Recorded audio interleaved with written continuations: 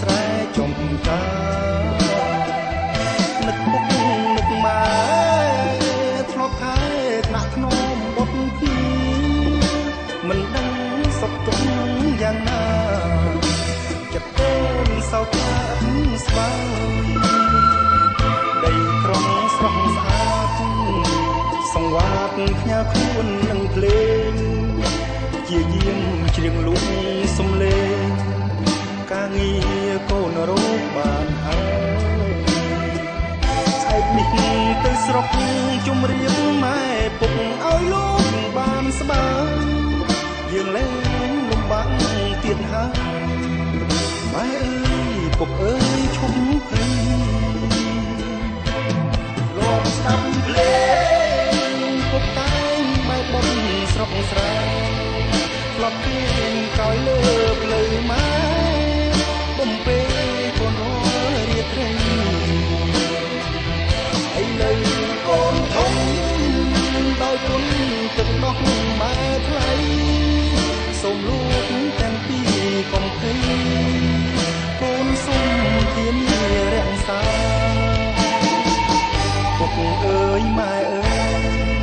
បទនេះកូនច្រៀងជូនស្ដាប់បទភ្លេងទំនុក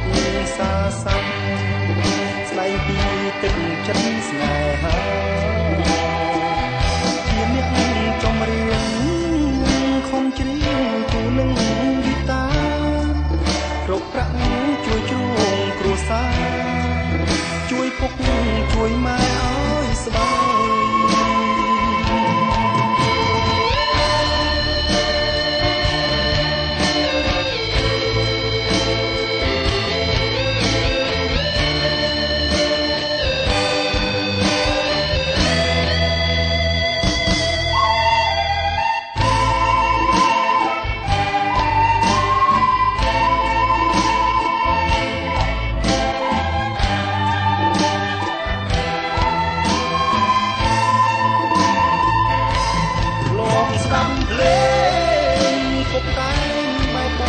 ស្រុកស្រែ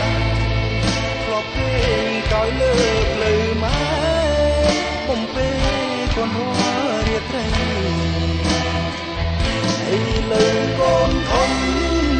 ដោយគុណទឹកដោះម៉ែថ្លៃសូមលោកទាំងពីរកុំភ័យកូនសូមធានារក្សាពុកអើយម៉ែអើយបទនេះជូនស្ដាប់បទភ្លេងទំនុកសាស័ព្ទស្ដែងពីទឹកចិត្តស្នេហាជាអ្នកចម្រៀងខំច្រៀងគូនឹងហ្គីតារកប្រាក់ជួយជ្រោងគ្រួសារជួយពុកជួយម៉ែឲ្យស្បើយ